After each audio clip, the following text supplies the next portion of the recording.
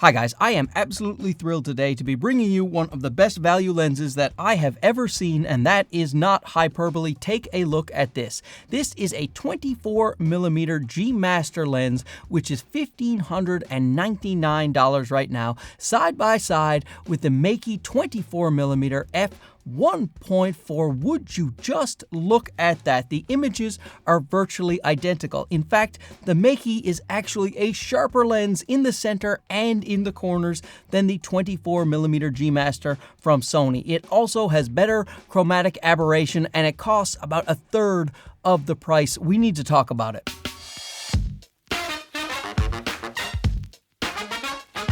Now, this video is sponsored by Meike, but what I am going to do in this video is just do my regular tests. I will show it side by side with my 24mm G Master. This is my own lens. I bought it with my wife's own money, and you can see for yourself how great of a value this Meike lens is, at least in my not so humble opinion. The G Master lens does beat it out in some categories, and we will discuss those, but I'm going to tell you right now, when it comes to full frame lenses, which is what these two lenses are, I love a 24mm in the studio for my talking head shot, my YouTube shot, or if I'm doing documentaries or interviews. I love a 24mm. That is roughly what you're looking at right now. I'm using a 15mm on an APS-C camera, but anytime I'm using my full frame cameras here in the studio or elsewhere, I am using this 24mm G Master. That's why I ponied up the money years ago. I spent a lot on this lens, but 100% if this lens was out at the time, I would have bought it. It would have cost me a third of the money, and it would have done exactly what I wanted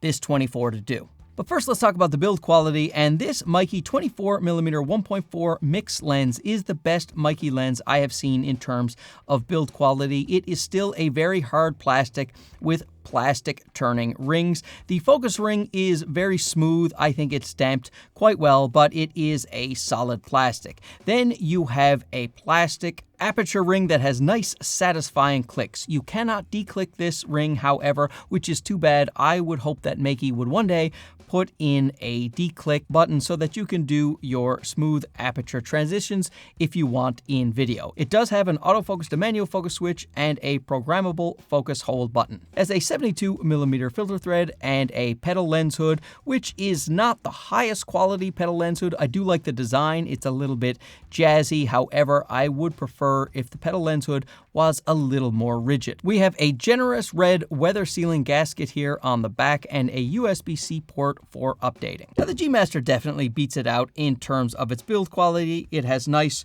rubber rings. You can click or declick the aperture ring. It has really lovely text that is raised right there on the barrel of the lens. It is a smaller and lighter lens as well. The Meike is 555 grams and the Sony is 445 grams. Looking at the lens performance, when we go to sharpness, we surprisingly see at 1.4 with both lenses wide open, the Meike is actually sharper than the GM. If you are pixel peeping at 200 or 300%, then you will see that the Meike lens is a tiny bit sharper than the GM in the center as well as the corners. At 1.4, the Meike lens is sharper across the board than the Sony G Master lens. That really surprised me because this G Master lens is exceptionally sharp, so even this competing would have been good enough. The fact that it edges out the Sony is mind-blowing. Once you close the apertures down to about f2.8 right up to f11, you can't really tell the difference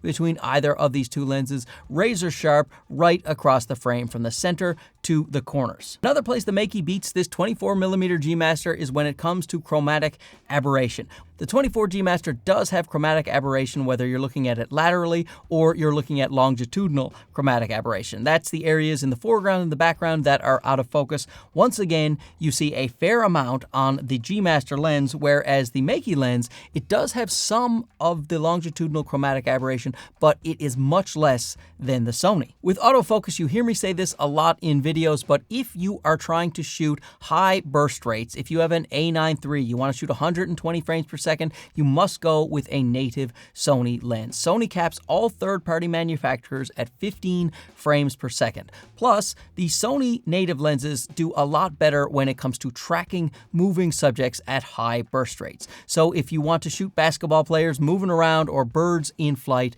it's best to get a native Sony lens. However, if you're not shooting sports and high burst rates, this Meike lens autofocus is so fantastic. It tracks the eye, it keeps you, it is as good as any third-party lens when it comes to autofocus. In fact, when I was doing my tests of myself in Handsome Alley, I was using the app to focus on my eye. The Meike nailed it every single time. The Sony actually focused on my back eye 3 or 4 times during the shoot.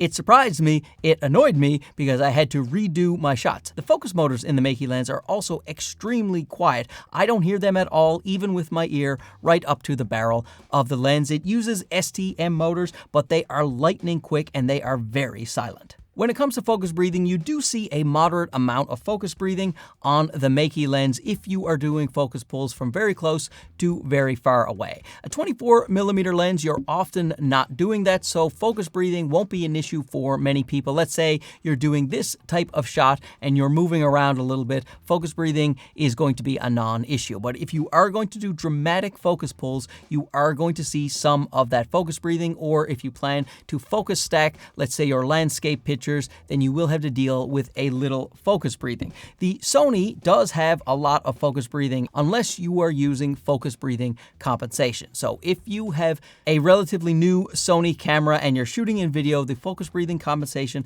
can absolutely make up for the focus breathing on this lens. However, it's not going to help you when it comes to focus stacking your photos. Now here is another surprise. I expected flaring to be much better controlled on the Sony 24mm G Master with all those expensive coatings, but the Meike lens is doing really well. In most of my tests, it controlled flare a little bit better than the Sony, which, as I say, is a big surprise. The Sunstars on both lenses are very nice, very similar. I might give the edge to the Sony a little bit, but it's really splitting hairs here because I think both of them look really good. The bokeh on the Meike lens is also very pleasing. It looks just like the Sony to my eye, buttery smooth back there, nice fall off from things that are in focus to out of focus. And in fact, when you have high contrast things, the Meike lens looks a little bit better because you don't see that lateral or longitudinal chromatic aberration compared to the Sony lens, where that does rear its ugly head. However, when it comes to the bokeh balls, you got better balls on the Sony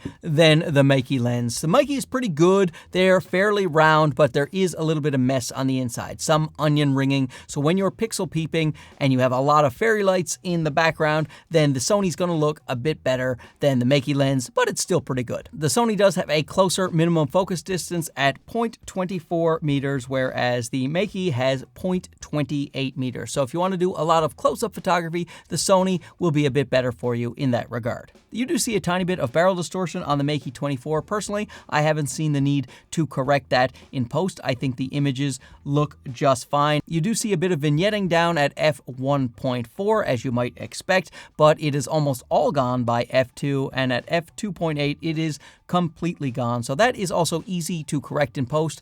The barrel distortion and the vignetting, there will be a profile available on Meike's website that you'll be able to download that will fix that with one click. But even without that profile, these are really easy fixes. I gotta tell you, I'm extremely impressed with this lens. I love the image quality that is coming out of it. It looks pretty much identical to me to the 24mm G Master, and that is the highest of compliments. It is such a fantastic value at $589 compared to the G Master, which is $1,599 USD right now. If you are doing things like this, you want to get a full frame camera, set up a talking head YouTube shot, then my goodness, this is a big recommendation for us over here at Camera Crisis. And by us, I mean me, because nobody ever wants to work with me in any capacity. I am loving what the folks over at Meike are doing right now. They are punching way above their price point. And you know I love that here on the channel. So let me know what you think down below. Is this a lens that you would be interested in? If not, tell me something you would be interested in, and then I'll be sure to make a video about it for your smiling faces. Thanks for watching this. We'll talk to you again soon. Okay, bye-bye.